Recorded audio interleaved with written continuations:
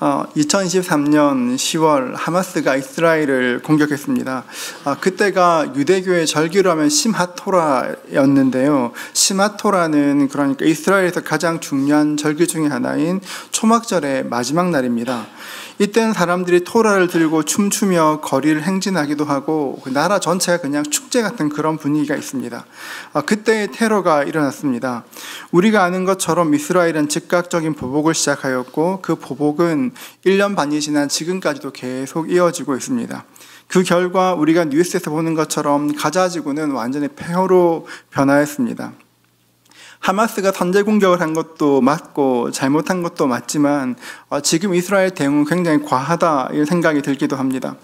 요즘 이스라엘에서는 계속 그 전쟁 반대 집회가 계속되고 있는데요.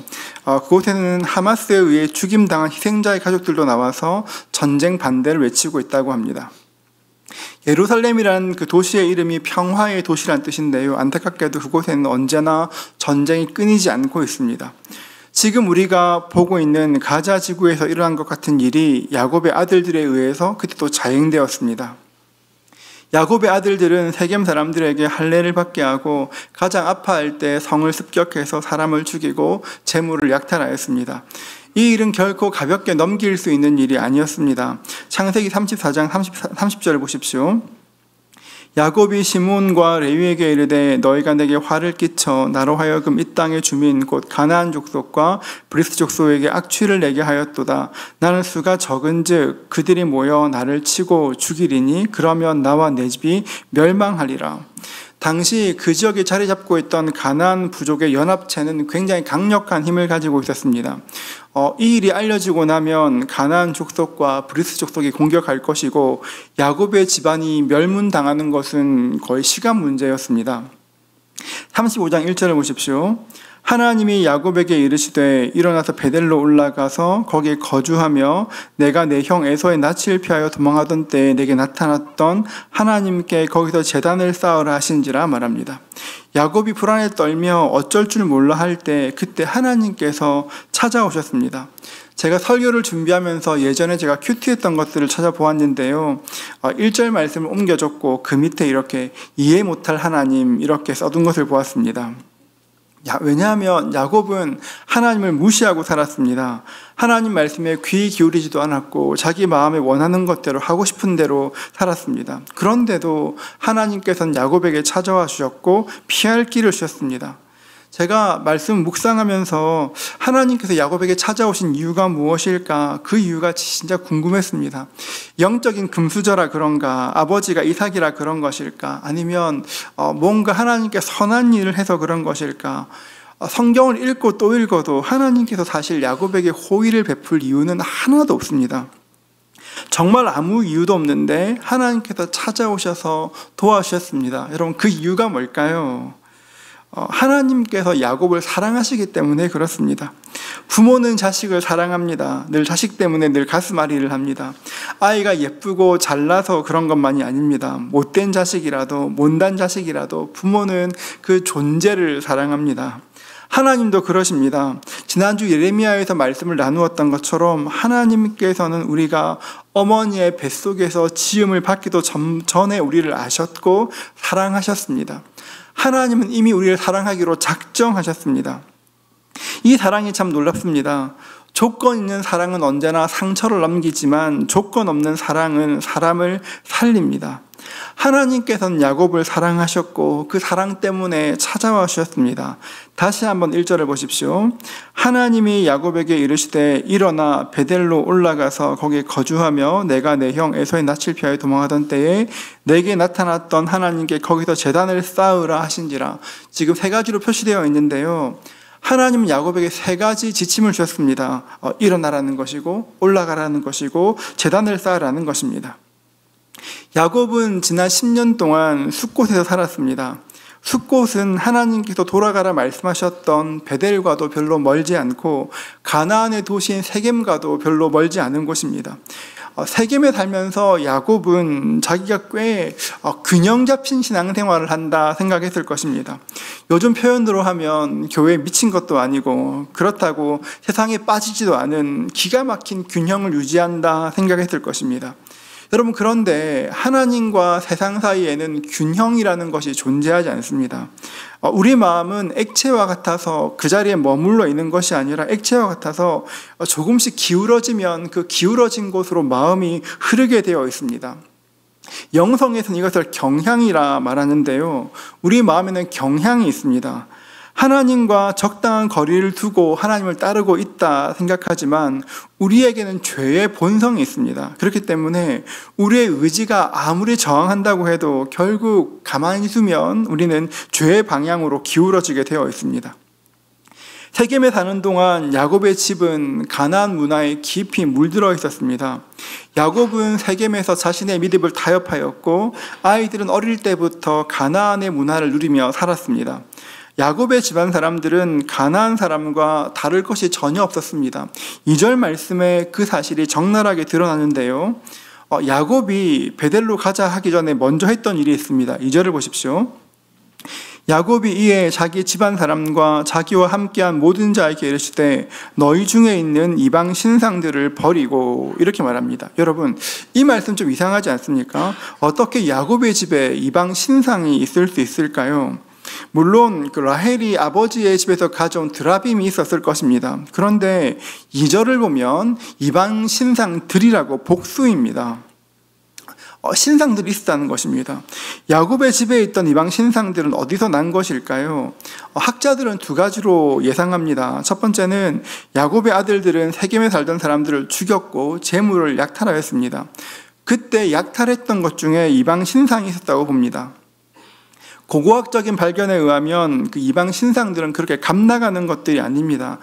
대부분의 경우가 나무를 깎아 만든 그런 작은 신상들입니다. 값어치 있는 것도 아닌데 그것을 약탈한 이유가 뭘까요? 야곱의 아들들은 그것이 가치 있다 생각했기 때문입니다.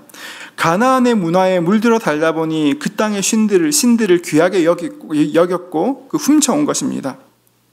또 하나 짐작할 수 있는 이유가 있는데요, 야곱과 그의 가족들이 세겜에서 이방신들을 섬겼을 가능성이 있습니다.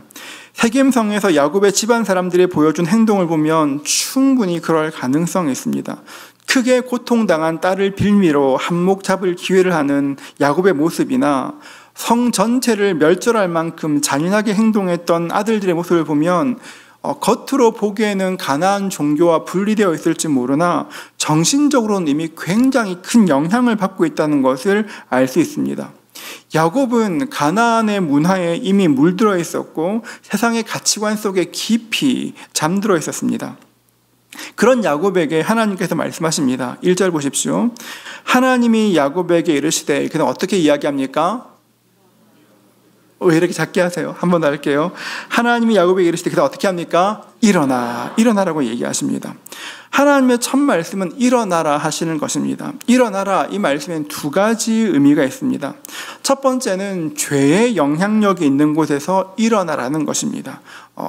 죄의 영향력이 있는 곳에 일어나라. 여러분, 금묵자옥이란 말 있지 않습니까? 먹과 가까우면 검어지는 것이 당연합니다.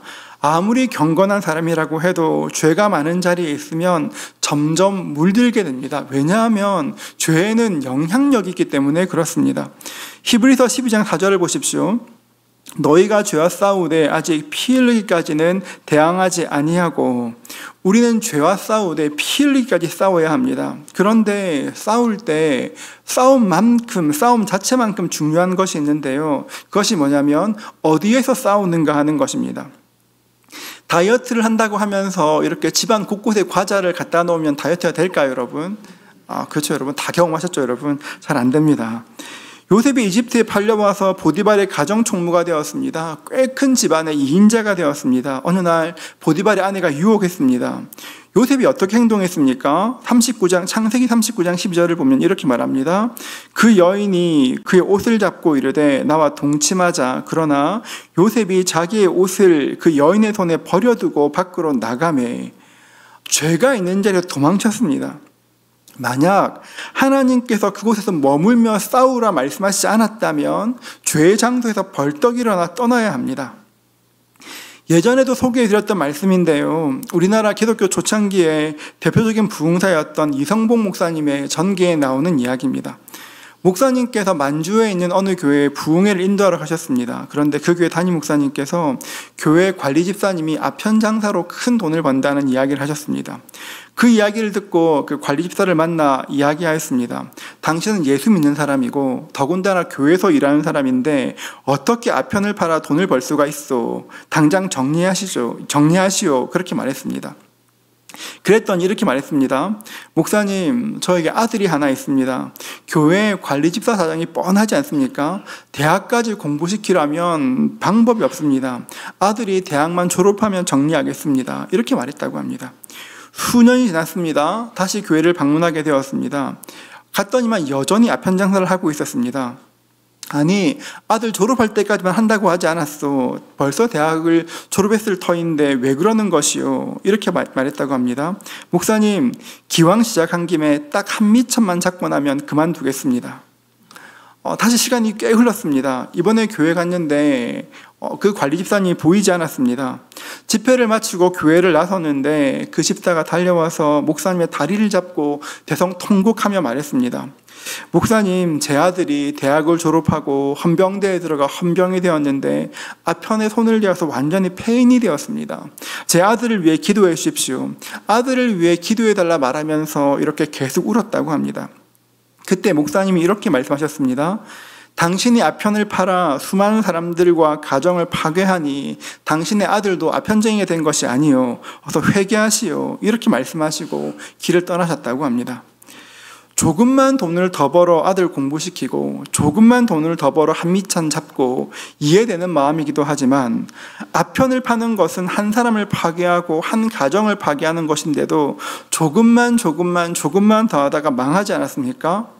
야곱에게 세겜은 아편 장수의 아편 같은 것이었습니다. 여기가 좋으니까 조금만 더 하자, 조금만 더 있자 하다가 10년을 머물렀고 그 사단이 난 것입니다.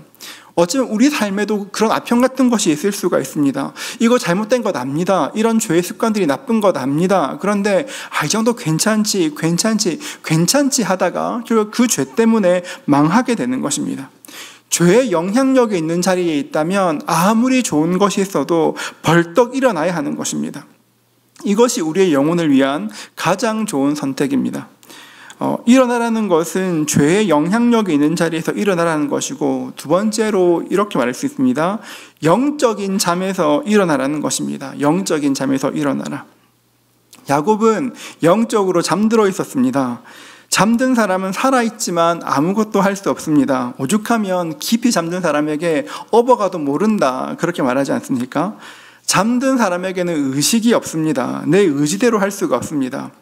영적인 잠에 대해서 묵상하다가 그 반지의 제왕이라는 영화가 생각났습니다. 그 영화의 두 번째 편이 그 두 개의 탑이고 그 두 개의 탑에 골룸이 나옵니다. 골룸. 그 영화에 보면 로한의 왕 세오덴이 나오는데요. 영화에 처음 등장할 때 세오덴 왕은 살아있는 사람인데 살아있는 사람처럼 보이지 않습니다. 백성을 만나고 백성을 돕고 전투를 벌이기도 하지만 모두가 다 그 세오덴 왕의 꿈속에서 일어난 일입니다. 실제로는 사루만의 그런 정신 지배를 받고 있었습니다. 그러니 실제 세상에서는 의식도 없고 아무 일도 하지 못합니다. 심지어 왕위를 계승해야 될 아들이 죽었는데도 슬퍼하지 않습니다. 왜냐하면 의식이 없으니 아들의 죽음을 인지하지 못하기 때문에 그렇습니다. 여러분, 영적인 잠이 그렇습니다. 잠을 자면 꿈을 꿉니다. 누군가와 이야기도 합니다. 낮에 일하던 것처럼 일도 합니다. 맛있는 것을 먹을 때도 있습니다. 그러나 눈을 뜨면 모든 것이 다 사라지지 않습니까? 잠든 사람은 무엇인가 했다 생각하지만 사실은 한 것이 아무것도 없습니다. 그렇기 때문에 영적으로 잠들어 있다면 반드시 일어나야 하는 것입니다. 잠에서 깨어야 의식이 생기고 분별할 수 있습니다. 다음에 내가 무엇을 해야 할지 알 수 있습니다. 잠에서 깨지 않으면 눈으로 무엇인가를 보고 있는 것 같지만 사실은 보는 것이 아닙니다. 야곱은 영적으로 잠들어 있었습니다. 그러니 자신이 가나안의 문화에 물들고 아들들이 가나안의 우상을 섬기고 가나안 사람처럼 사는데도 아무런 영향력을 행사할 수가 없었습니다. 여러분, 우리의 영이 잠들어 있으면 우리의 육과 혼이 굉장히 왕성하게 활동합니다. 육의 특징은 우리를 본성대로 살게 합니다. 먹고 싶은 거 있으면 먹게 하고, 자고 싶은 거 있으면 자고, 약한 사람이 있으면 괴롭히고, 강한 사람이 있으면 굽실거립니다. 원하는 것이 있으면 가져야 하고, 이렇게 해야 합니다. 흙으로 지음받았기 때문에 이런 본성이 있는 것은 당연합니다. 그런데 잠들어 있으면 이 본성을 다스릴 수 없고, 사람이지만 짐승처럼 육신에 원하는 것을 위해서만 살게 됩니다. 혼도 마찬가지입니다. 혼은 하나님을 인식하지 못합니다. 하나님의 뜻이 무엇인지를 알지 못하니 언제나 나에게 이익되는 것이 무엇인가만 생각합니다. 무엇이 나에게 이익일까? 혼적인 삶의 특징은 나의 이익을 최우선으로 생각하는 것입니다. 예수님께서 누구든지 자기 십자가를 지고 나를 따르라 말씀하셨는데, 혼적으로 사는 사람은, 혼으로 사는 사람은 저 멀리 십자가가 보이면 십자가의 그림자만 보여도 피할 길을 찾습니다. 그렇게 살면 우리의 영은 점점 깊은 잠에 빠지게 되는 것입니다. 영적인 잠에 빠져 있으면 겉으로 보기에는 살아있는 것처럼 보이지만, 복음서에서 예수님께서 말씀하신 것처럼 귀신에 사로잡힌 아이가 거꾸러지고 거품을 흘리고 물과 불에 넘어져도 아무것도 보지 못하고 아무것도 할 수가 없습니다. 그런데 안타까운 것은 이런 일은 세상 끝이 가까우면 가까울수록 더욱더 강하게 드러날 것입니다. 사람들은 영적인 잠과 혼미함에 빠져 무엇을 해야 하는지, 어떻게 살아야 될지 생각하지 못하고 이제까지 살아왔던 것처럼 육신에 의지해서, 혼에 의지해서 살아가게 될 것입니다. 그래서 성경은 이렇게 말합니다. 베드로전서 5장 8절인데요. 우리 같이 읽도록 하겠습니다. 함께 읽습니다. 근신하라 깨어라. 너희 대적 마귀가 우는 사자같이 두루다니며 삼킬 자를 찾나니. 근신하라, 깨어라. 마귀에게 삼켜지지 않기 위해서 우리는 하나님께 기도해야 되는 것입니다. 예수님의 이름을 불러야 합니다. 영적인 혼미함은, 영적인 잠은 오직 예수의 이름으로만 이겨낼 수 있는 것입니다. 여러분, 우리가 언제나 예수께서 우리를 다스리시기를 기도해야 합니다. 우리가 기억해야 할 것은 누구든 영적인 잠에서 깨어나면 분별할 수 있고, 무엇보다 영적인 권위가, 영권이 생깁니다. 시몬과 레위가 세겜성에 있는 남자들을 다 학살하고 다른 아들들은 성의 물건들을 다 약탈했다는 이야기를 들었습니다. 야곱이 말했습니다. 아들들을 모아놓고, 야, 너네 때문에 우리 집 망하게 됐어. 화를 냈습니다. 그랬더니 아들들이 어떻게 반응했을까요? 아버지가 화를 내었습니다. 그랬더니 어떻게 아들들이 반응합니까? 34장 31절을 보십시오. 그들이 이르되 그가 우리 누이를 창녀같이 대우함이 옳으니까, 오히려 아버지에게 역정을 냅니다. 아버지의 말을 우습게 여깁니다. 아버지의 말에 권위가 없습니다. 여러분, 그런데 이게 너무 당연한 것입니다. 왜냐하면 모든 것은 심은 대로 거두기 때문에 그렇습니다. 야곱은 아버지를 우습게 여겼고 형님을 우습게 여겼습니다. 그래서 아버지와 형님을 속이고 장자의 명분을 빼앗았습니다. 형님과 화해했습니다. 곧 세일로 가겠다고 이야기했지만 형님의 말도 우습게 여겼습니다. 그리고 나서 하나님 말씀도 우습게 여겼습니다. 하나님께서 지키시고 가나안 땅에 돌아오게 하시면 베델로 돌아가 단을 쌓겠다, 예배하겠다 약속했지만 가나안에 돌아와서는 베델로 올라가지도 않고 단을 쌓지도 않았습니다. 야곱의 일생을 보면 평생 동안 단 한 번도 다른 사람의 권위를 인정한 적이 없습니다. 언제나 내 인생의 주인은 나라고 생각하였습니다. 내가 모든 것을 결정하고 내가 인도하고 자기 중심적으로 인생을 살았습니다. 하나님의 살아계심 알고 있었습니다. 기적도 맛보았습니다. 그런데 야곱의 모습은 좀처럼 변하지 않았습니다. 야곱의 아들들은 이런 아버지의 등을 보며 자랐습니다. 야곱이 모든 것을 우습게 보았던 것처럼 아들들도 아버지를 우습게 여겼습니다. 아버지 너무 늙었어. 이제 판단하지 못하지. 우리가 해야지. 이렇게 말하는 것입니다. 하나님께서 야곱에게 일어나서 베델로 가라 하셨습니다. 하나님 말씀을 듣고 야곱은 영적인 잠에서 일어났습니다. 창세기 35장 2절부터 3절 말씀인데요. 우리 같이 읽도록 하겠습니다. 함께 읽겠습니다. 야곱이 이에 자기 집안 사람과 자기와 함께한 모든 자에게 이르되 너희 중에 있는 이방 신상들을 버리고 자신을 정결하게 하고 너희들의 의복을 바꾸어 입으라.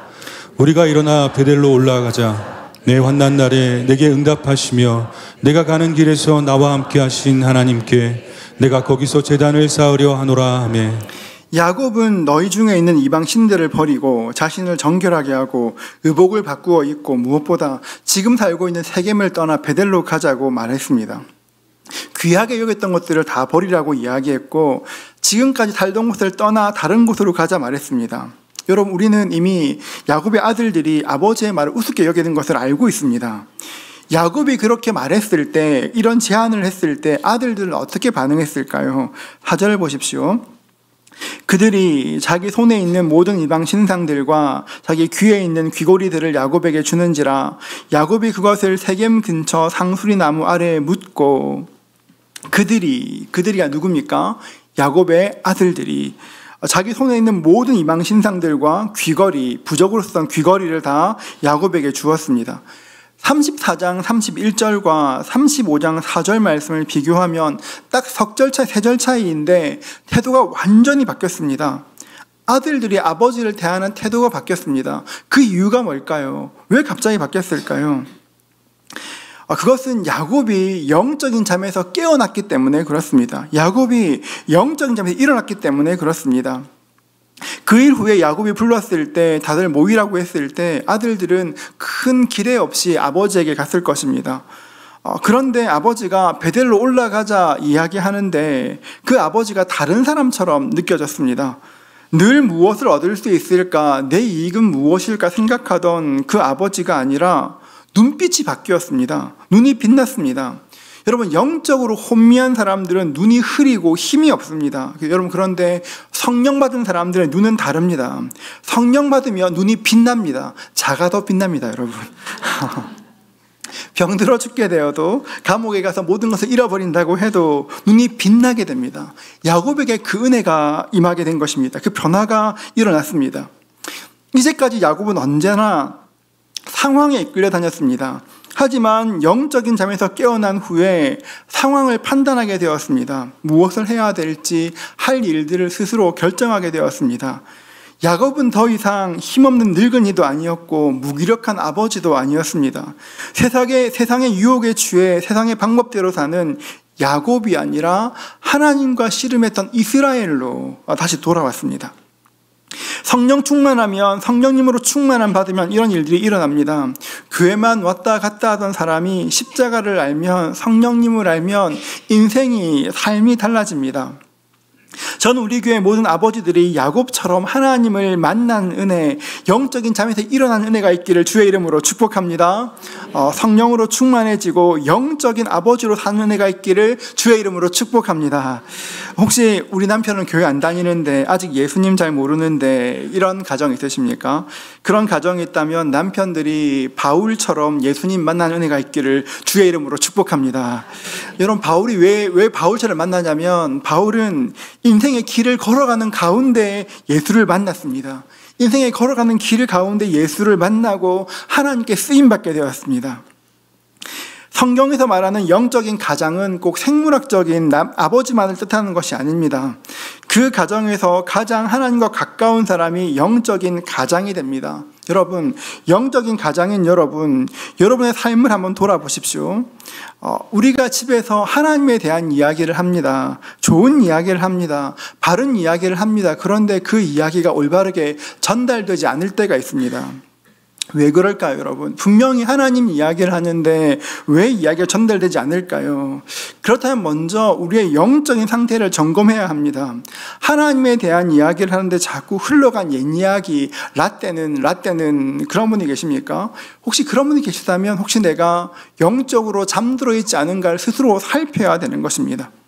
사람은 영적인 존재입니다. 사람은 보이는 세계와 보이지 않는 세계 둘 다에 존재할 수 있는 유일한 존재입니다. 사람에게 우리 영의 영적인 변화가 일어나면 절대 숨겨지지 않습니다. 정확히 뭐라 설명할 수도 없지만 달라진 것이 느껴집니다. 여러분, 누군가를 좋아하면 여러분 숨겨지지 않지 않습니까? 누군가를 좋아하면 혈색이 달라지고 근처에만 가도 그 사랑세포가 막 이렇게 느껴지지 않습니까? 영적인 것도 마찬가지입니다. 영적으로 충만해지면 생기가 생기고 영적인 권세가 영권이 임하게 되는 것입니다. 여러분, 영권이라는 것은 특별한 사람에게만 임하는 것이 아닙니다. 영권이라는 것은, 영적 권세라는 것은 교회에서만 작동되는 것이 아닙니다. 우리의 가정과 우리의 학교와 우리의 직장에도 우리의 영권은 작동됩니다. 악한 마귀가 이렇게 우리를 속입니다. 기도도 잘 안 하는데, 성경도 잘 안 읽는데, 리딩 더 바이블도 안 하는데 무슨 영권이 있겠냐 이렇게 말하지만, 여러분, 우리에게는 예수를 구주로 고백하는 그 순간부터 자녀됨의 권세가 임하게 됩니다. 이게 성경에 약속되어 있는 것입니다. 우리에게는 주어진 권세가 있습니다. 하나님과 친밀하지 못해 그 권세를 잘 사용하지 못할 뿐, 예수를 믿는 그 순간부터 권세를 주셨습니다. 영권이 우리를 신자답게 살게 합니다.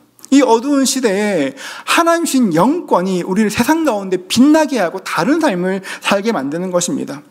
그렇기 때문에 우리는 늘 언제나 자신의 삶을 돌아보아야 합니다. 4절을 보십시오.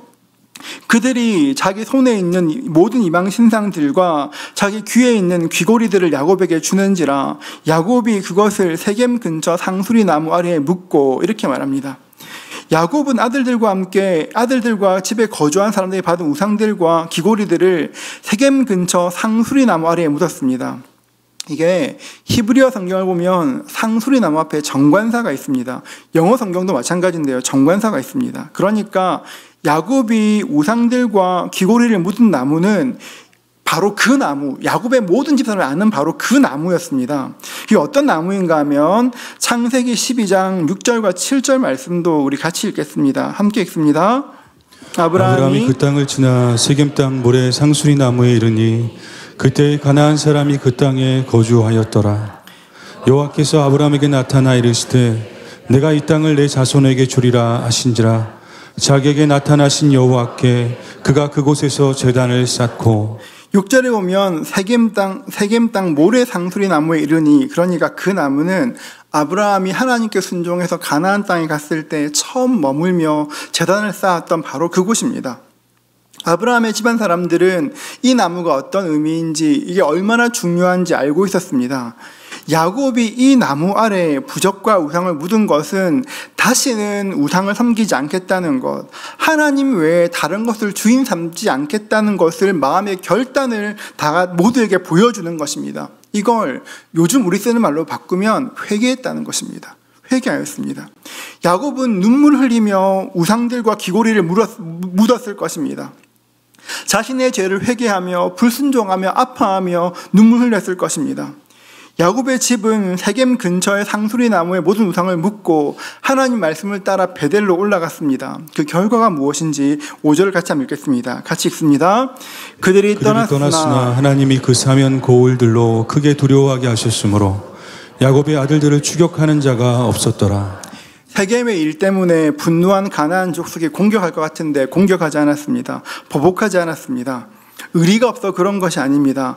하나님께서 그들의 마음에 두려움을 주셨기 때문에 그렇습니다. 하나님은 하나님의 백성들의 삶에만 개입하시는 것이 아니라 하나님을 믿지 않는 사람들의 삶에도 똑같이 일하십니다. 야곱의 집안 사람들이 우상을 묻고 하나님만 따르기로 결단했을 때 그들은 더 이상 세겜에 살던 야곱이 아니었고 야곱의 아들들이 아니었습니다. 하나님께 회개하는 그 순간 그들은 이스라엘의 아들들로 새롭게 변화되었습니다.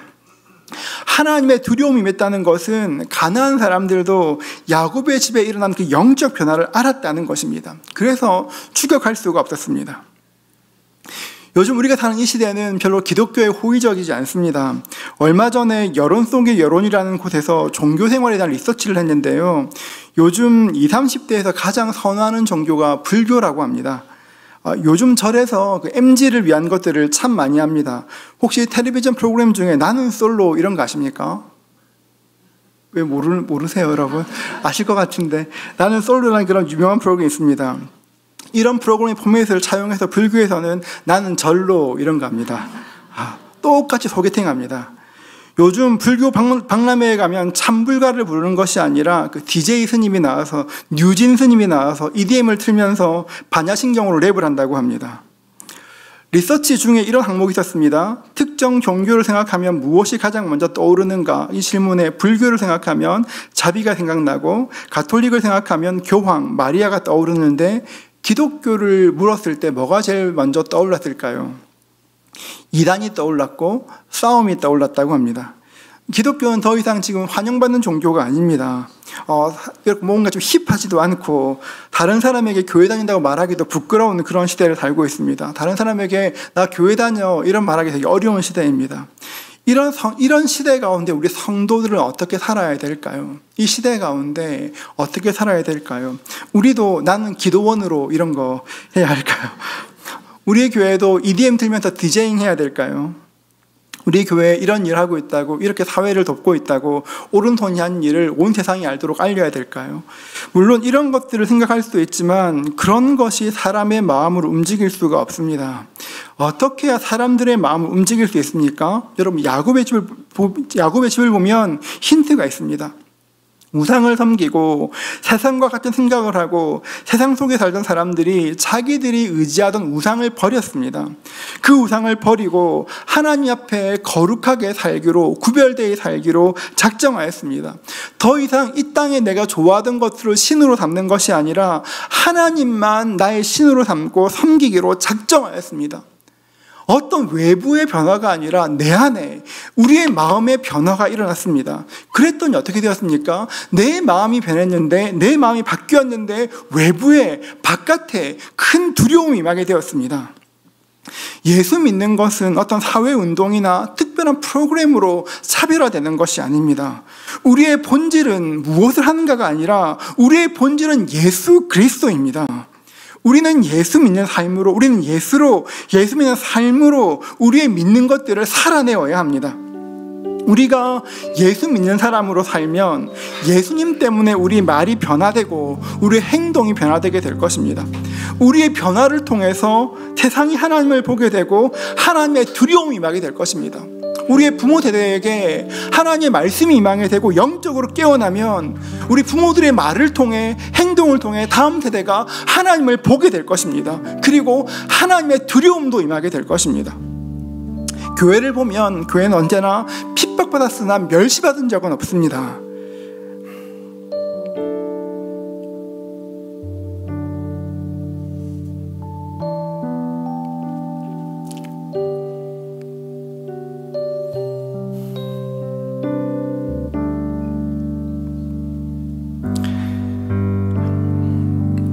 지금 교회가 멸시받는 것은 우리가 받은 복음이 올드하기 때문에, 시대에 맞지 않기 때문에 그런 것이 아닙니다. 예수 믿는다고 말하지만, 예수 믿는다고 이야기하지만 세상 사람들과 똑같이 살기에, 술에 술 탄 듯 물에 물 탄 듯 살기에 내 삶에 예수님이 드러나지 않는 것이고 우리 때문에 거룩한 주님의 이름이 멸시받는 것입니다. 그래서 우리는, 이 시대를 사는 우리는 더욱더 정결한 삶을 살아야 합니다. 거룩한 삶을 살아야 합니다. 야곱의 집안이 했던 것처럼 내가 소중히 여기는 것, 그래 내 생각이 소중해, 이거 너무 귀하지가 아니라 내 인생의 가장 귀한 것이 하나님 한 분이시라고, 하나님께서 우리 인생의 주인 되도록 해야 하는 것입니다. 여러분, 그런데 이것이 우리의 힘으로 이루어지지 않습니다. 우리가 내 힘으로 할 수 없지만 결심하고 돌이키면, 하나님의 도움을 구하면 하나님께서 우리의 삶을 이끌어 가시는 것입니다.